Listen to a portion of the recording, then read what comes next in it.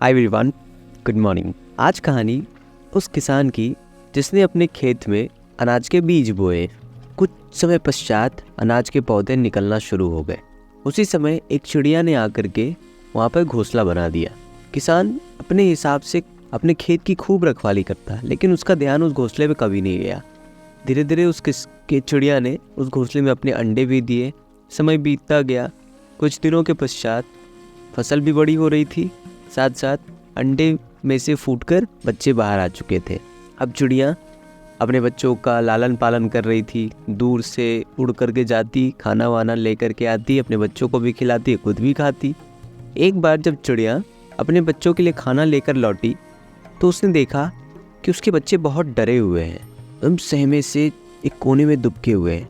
तो उसने उनकी घबराहट का कारण पूछा तो बच्चों ने कहा, माँ आज ना किसान आया था और किसान यहाँ खड़े होकर कह रहा था कि अब फसल पूरी तरह से तैयार हो गई है, तो आज मैं जाकर के अपने बेटों को कहूँगा कि फसल काट ले।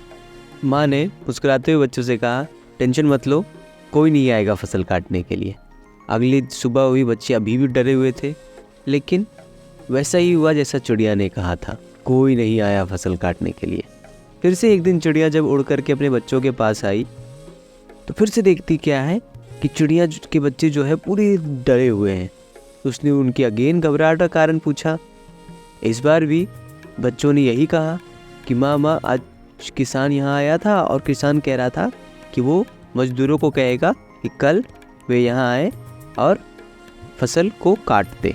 चिड़िया फिर से मुस्कुराई और उसने कहा, डोंट वरी, कल कोई नहीं आने वाला है।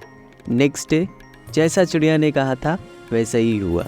चिड़िया के बच्चों को भी आश्चर्य हुआ और मुझे भी आश्चर्य हुआ सुन के। अरे चिड़िया को कैसे पता यार? चिड़िया क्या कोई मायावी थी? Was she knowing some kind of magic जिससे वो जानती थी कि फ्यूचर क्या होने वाला है? आइए देखते हैं आगे। नेक्स्ट डे क्या हुआ? नेक्स्ट डे मतलब कुछ दिनों के बाद फिर से वही घटना घटी। चिड़िया जब उड़कर अपने बच्चों के पास आई तो इस बार बच्चे फिर से डरे हुए। चिड़िया ने फिर से उनकी घबराहट का कारण पूछा। बच्चों ने फिर से वही बताया कि माँ किसान आया था इसलिए हम डरे हुए हैं। माँ ने बोला, नहीं, पूरी घटना बताओ। तो बच्चों ने बताया, माँ किसान आया था और वो कह रहा था कि कल वह खुद यहाँ पे आएगा और सारी फसल कल काट लेगा। लेकिन हमें पता है माँ, एज़ यूजुअल कल तो कुछ नहीं होने वाला है, तो हम थोड़े से डरे हुए हैं, लेकिन आज बहुत रिलीफ में हैं हम। माँ ने कहा, नहीं बच्चों, अब समय आ गया है इस जगह को खाली करने का और उड़ान भरने का। चूँकि बच्चे भी बड़े हो चुके थे, उनके पंख निकल आए थे, उनको उड़ना आ गया था, तो माँ और सारे बच्चे उड़ करके वहाँ से चले गए। और नेक्स्ट डे वही हुआ जो चिड़िया ने कहा था। किसान आया और उसने अपनी सारी फसल काट ली और जो घोंसला उसके ऊपर बना हुआ था वो भी नष्ट हो गया। तो दोस्तों, क्या लगता है आपको, चिड़िया भविष्य देख सकती थी या चिड़िया कुछ ह्यूमंस का ऐसा नेचर जान गई थी जिसके सहारे वो ऐसा कह पा रही थी? आई थिंक आप समझ रहे होंगे ना। प्रोक्रेस्टिनेशन यानी हमारी डीले करने की हैबिट्स, हमारे दूसरों पे डिपेंडेंट होने की हैबिट्स। ये दो हैबिट्स चिड़िया को समझ में आ गई थी कि जब इंसान बहुत ज़्यादा दूसरों पर निर्भर रहता है तो उसके काम में हमेशा डीले होती है।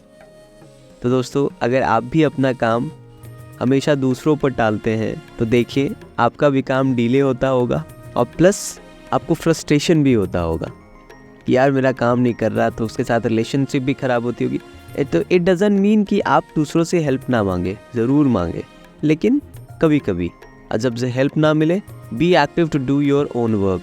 तो अगली बार आप अपना काम आई होप खुद से करेंगे, मदद मांगेंगे, लेकिन नहीं मिले तो बिना फ्रस्ट्रेट हुए, बिना गुस्सा किए अपना काम खुद करेंगे और दूसरों की मदद के लिए हमेशा तैयार रहेंगे।